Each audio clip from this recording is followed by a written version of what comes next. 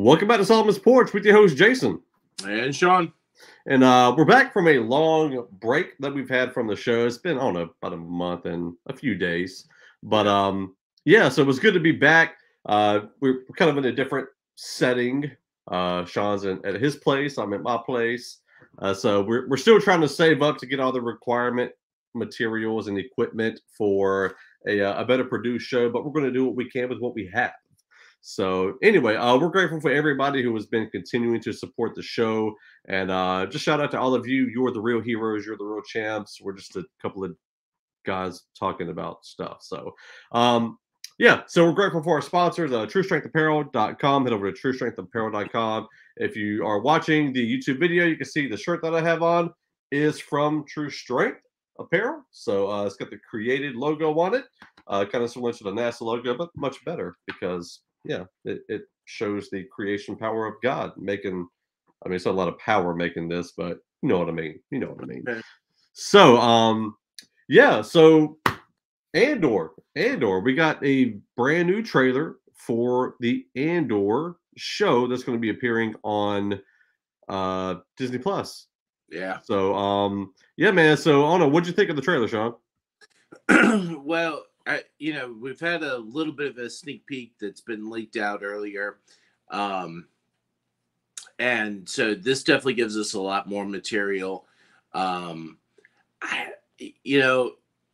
Honestly, anything that's in the expanded universe sort of stuff anyway, or galaxy stuff is of interest to me. One of my all-time favorite movies is actually Rogue One. I like it better than any of the most recent other movies, really. Since episode 6, Rogue One's probably in fact, actually Rogue One ranks higher than episode 6 even. So, but anyway, so to be able to continue on in that vein, super cool. I love, the birth of the rebellion stuff. Obviously we're getting a lot more of that. We're supposed to be getting the introduction of the relationship between Andor and K2, which would be kind of cool as well. K2 is one of my favorite droids. So I don't know, man. I think there's going to be a lot of good material. We got Saw that's making a for. Excited about that as well. I think a lot of people were excited about Saw. Like in Rogue One, people wanted more Saw. And then you get them in Clone Wars, and and that's cool and everything, but yeah, you definitely want more live action of them. One of my favorite stories is actually a book that precedes Rogue One, and that's the kind of information, that's the material that I really would love to be able to have more of, and Andor definitely hones in on that. To know that folks that worked on Rogue One are working on or have worked on Andor, to me is really important, because I think that they're gonna keep the continuity better, and we're gonna keep that same style and feel. So it's almost gonna be like watching a prequel to Rogue One for us. Yeah. And hopefully Disney just great with something transgender. So it's going to be in there, guarantee it. So expect that. Expect what you should expect from Disney. Aside from that possibility, I'm definitely looking forward to the show. I think overall the expanded universe, as you said, like outside of the Skywalker realm of things, it really has been cool to see and great. And so, we haven't got a whole lot of it necessarily. I mean, what we get Solo and Rogue One, Bad Batch, but that was okay for me. I actually didn't follow through the whole entire series of Bad Batch. I kind of fell off because it was all about, the relationship with the girl and all that kind of stuff. And I wanted to see more Bad Batch themselves, just doing crazy things. But I think this is going to be cool. Again, one of my favorite parts is, or at least seeing, is more Saw Gerrera, the earlier Saw before he's got all medically fixed up with all that stuff. So I'm excited to see that. So that's coming out September 21st. So pretty soon. Yeah, man. So there's really a lot of news that came out this week. So I'm going to be scrolling through trying to make sure I get the accurate information on this. But one of the very first things is the Batgirl movie, which was slated to come out later this year, was actually dropped from Warner Brothers, uh, anywhere from 70 to 90 million dollars. They decided it was better just to trash rather than show it based on the early screening, because they always screen the movies early to see how the audience, if they understand it, if it makes sense, storyline, all that kind of stuff. And they just dropped it. They said, no, we're not keeping it. Michael Keaton was in the movie. Brendan Fraser was in the movie. So there were a lot of big name people in the movie. You still had Gordon from the DCEU. And so it was just, they didn't really give a whole lot of explanation other than DC and Marvel and all of that's going to be kind of shifting into another direction. Now, I don't know if they're completely wiping the slate clean, DC. I haven't heard them say they're going to get rid of everything and everybody that they have. But I thought it was interesting. Side note, Michael Keaton said that he's never completed watching a Marvel or DC movie because he has better stuff to do. So thought it was interesting. All right. I mean, I kind of get it, but Michael Keaton doesn't even want to watch his own DC Marvel films that he's in because he's got better stuff to do. So hey, I get it, man. I get it. Moving along, we have apparently Ben Affleck has been teased by Jason Momoa to be in Aquaman 2. Now, we don't really know in detail about his roles or anything or what he's doing in it, but it's kind of interesting to see that he went from no longer playing Batman to all of a sudden in all these movies. Like he's back like he never left. He doesn't have to be Batman. He can be Bruce Wayne. That's true. That's true. So, but he is in the Aquaman 2 film. Jason Momoa was doing like a little tour with his phone on Instagram Live, and he showed Ben Affleck in his trailer, and then they had a little Batman symbol for like the person's chair. So anyway, so if you're a Batfleck fan, then he is going to be in Aquaman 2, and he's also supposed to be in the Flash movie as well. So staying on the DC train, in a different universe though, we do have Joker 2 set to release officially October 4th, 2024. And they confirmed that Lady Gaga is going to be in the film. Now, an even better reason not to watch it. I'm not a huge Lady Gaga fan. I really don't like her music. Or to be honest, she's not a bad actress. Well, I haven't seen her act before, so I never watched the movie she was in. But anyway, Versace film or something like that she did. Yeah, it really was bad. There was one with Brad Cooper, I think, or like the Star is Born or whatever. I can't remember what movie it was about. But she was in it. Music singer. Yeah. So anyway, so she was in that. A lot of people said she did good. I just didn't watch it. So, okay. Obviously, kind of head of all the Marvel films, MCU, all the creative aspects to Marvel. He wants Deadpool 3 to be a way bigger film than what Ryan Reynolds originally anticipated. So, you had Deadpool, very low budget, but they still did a lot with it. Deadpool 2, a little bit of a bigger film. They did a pretty good amount with that. Kevin Feige wants Deadpool 3 to be Infinity War, Endgame, Ragnarok big. What? Like really, really, really big. Now, I don't know if it's his way of trying to take the Deadpool franchise and blowing it up so he can say, look what I did with Deadpool. Like it was already successful and I expanded it even more. I don't know. So, I mean, I'm assuming you're thinking it's not going to happen or you don't want to see that happen. I'm thinking it's just ridiculous. I mean, why take it to that proportion? Because honestly, the only way that they're going to do that is by throwing in a bunch of extra people again, and you're just going to have an overcrowded film, and it's just is if it anything to me, it's just going to make it garbage. So Yeah, I think if you pull away too much from the Deadpool character, um, it's not going to work well. I do know that Weasel in the movie is not in it. He got in trouble for some sort of indecent exposure or trouble with a lady. So they pulled him from the Deadpool film, mm. from Deadpool 3, because they didn't want to endorse his behavior. So, anyway, so people look out for news for that. I know they're still writing it, and I don't know when we're going to get it yet. They haven't confirmed anything for sure, but it should be the next few years. It's not a Spider-Man character, so they're not going to release a movie every 2 years. So I'm surprised we haven't had news of the next Spider-Man movie yet. I mean, it's already been what, almost November last year when it released. I don't So know. it's about time for them to start recording the next one, to start shooting and producing. So, um, last bit of movie news. Sean, have you seen Roadhouse? Yeah, I saw Roadhouse. Patrick Swayze, Jeff Healey makes an appearance in there too. So yeah, absolutely. Okay. It.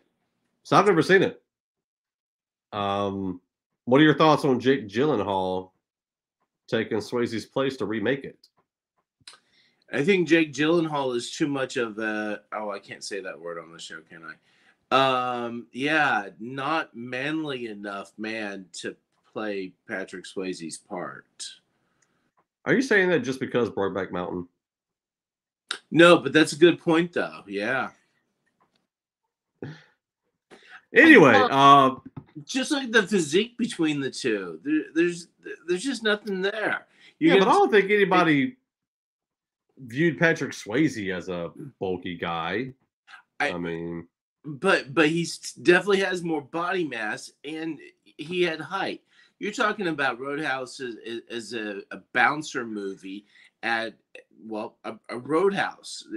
You're talking country music. We're talking, lots of whiskey.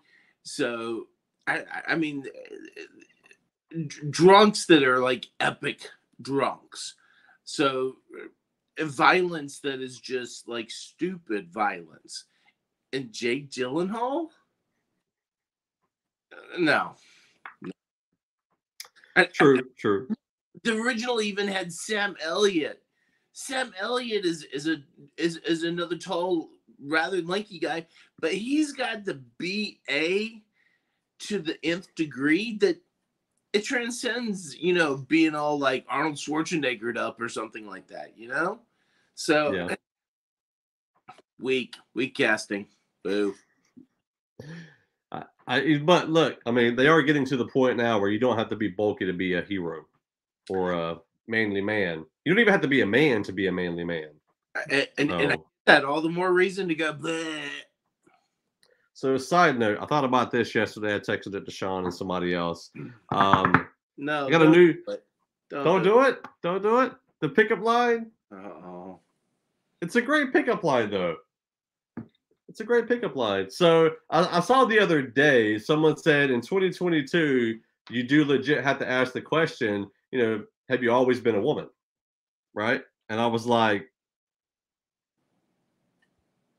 that's true. Then I was thinking, you could go up to a person and say, what is a man like you doing in a woman like this? Or vice versa. What's a woman like you doing in a man like this? Anyway, so if you're into that thing, you could use that pickup line. Move along. Just trying to help the brothers out. So, move along. Yeah, man, let's move on. We got music news. Joey, what's next? Okay. Yep. All right. Thank goodness. Demon Hunter. Yeah. Woo. We know that we're getting Exile. It's still in pre-order. Still lots of really cool bundles that you can get. 4 comic book series that's dropping along with it. The first issue will drop along with the debut of the album. Subsequent issues to follow. Uh, I mean, definitely looks very cool. As soon as I can get the money up, I'm totally buying it. I'm definitely ordering. So just a matter of time there. But they did drop a new single. I'm stoked. So I had not been like super on board with the new album yet. I liked the concept, but I wasn't super on board with it. They just dropped Defense Mechanism, and just really solid classic Demon Hunter. I created a whole new playlist and I named it Defense Mechanism. Did you Loved it. hear the new single? Huh? The Heaven Don't Cry? Yeah. Yeah. They just dropped that yesterday, so I hadn't heard it yet. Yeah. So, but Defense Mechanism. Okay. Awesome. Okay. We're gonna play it at the end of the show. So if you're listening to the podcast, you can listen to it there. Or I mean, come on, everybody's got a streaming service. Just do a search, look it up, play it, so that way they get some plays. Yeah. Also, check out their tour schedule, man. I know for us, they're coming to our state, and it's a little bit of a ways away, but tickets are $25. Now, never mind the fact that I've never seen Demon Hunter tour for as low as $25 for a ticket, but you try to find almost any artist, Christian or otherwise, that's touring where you can only pay $25 to get a ticket. I mean, Michael W. Smith's like $60 some. And that's like the ugly, nasty seats. And maybe that's because they're just trying to match his age, possibly. I don't know. Hey, I'm sure he's older than 60. Or his fan base age. I don't know. But anyway, but yeah, so check out their tour listing, see where they might be, try to catch their show. I'd love to, but I'm supposed to be starting a new job, and I don't think I'm going to be able to get time off. But anyway, continuing on with music news, 13 Minutes. We haven't heard anything from them in a while. They just dropped a remix of their self-titled, their last album, the track Obsessed. They remixed it with Death Therapy. And if you've been following Death Therapy, you already know that Death Therapy's kind of moved into sort of a electronic metal kind of experimental sort of thing or whatever. So this has a bit of that vibe. So if you're not into it, you might pass it. I'm open to it. And I mean, I like the track. I like the original track, I would say better. But I still like the track. It's in my current playlist. So there's that. Silent Planet dropped the single Signal.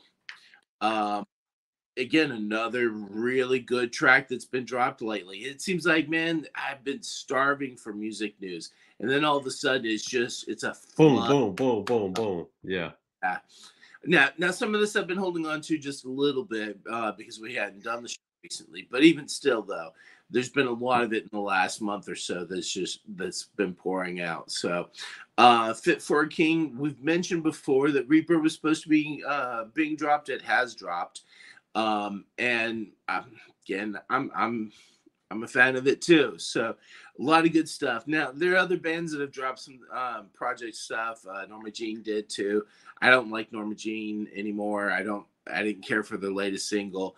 Don't like a lot of what they project. In fact, a video for their recent single at the end has some of the guys yelling stuff out and flipping the bird to the crowd and stuff. So Well, yeah, just classless. So for a lot of the Christian metal bands or screamo bands, whatever you want to call it, who are very popular whenever I was younger, and younger meaning in middle school, high school, a lot of them have just moved away from anything that resembles Christian faith.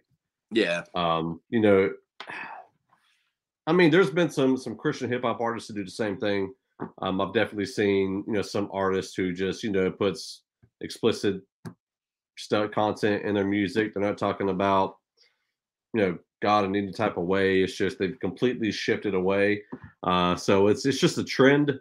I think when people do music for so long, and they're trying to live off a particular audience. I don't know if they just get tired of making that music and they decide, hey, let's do music we really want to do now, not just so we can make some money. Because at one point in time, Christian metal was dominating. I mean, Under Oath, Norma Jean, like they were really top of all the charts. Yeah. Like if anybody was on top of the metal chart, it was probably a Christian band. Yeah. And nowadays, most of those Christian bands who were on top of the charts have now gone down in terms of Christian content to no Christian content.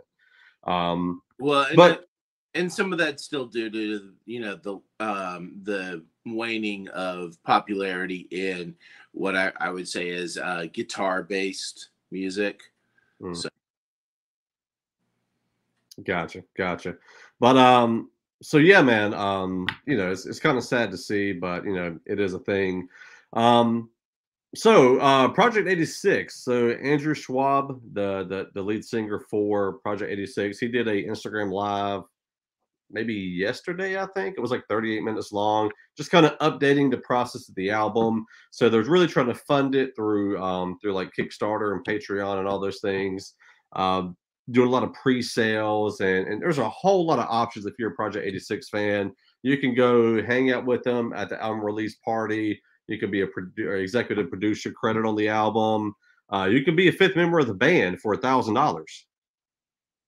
I don't quite know what that means other than be up on stage with them during the show. But I mean, a lot of them are not too terrible live event experiences. I thought it was pretty cool. Like if I had an extra $400, I'd love to go hang out with them before the show and after the show and have dinner and stuff like that. I'd love to do something like that. But when you got a family, you can't really spend that kind of money on an experience like that. Anyway, but he leaked a couple of early songs, or early mixing portions of the songs, because it's a double album. So the first album has already been recorded. They're mixing it now. I think the second album they're done recording at this point, possibly, but they're in the process of mixing that. So it's still kind of hurry up and wait on the new double album to drop.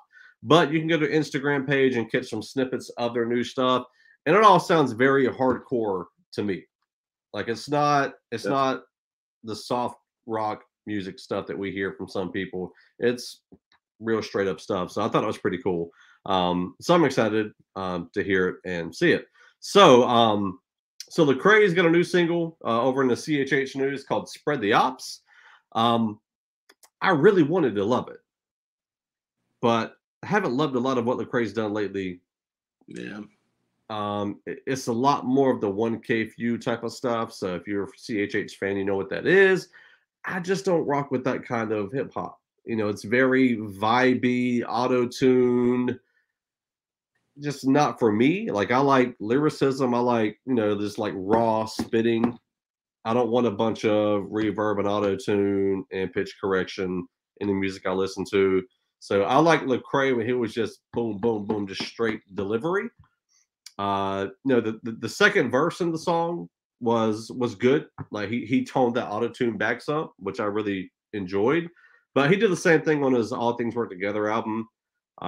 He had a couple of songs on there where it was like auto-tune like crazy, and then it was rapping without auto-tune. I mean, the hook was good. The beat was phenomenal. Like whoever produced it did a great job.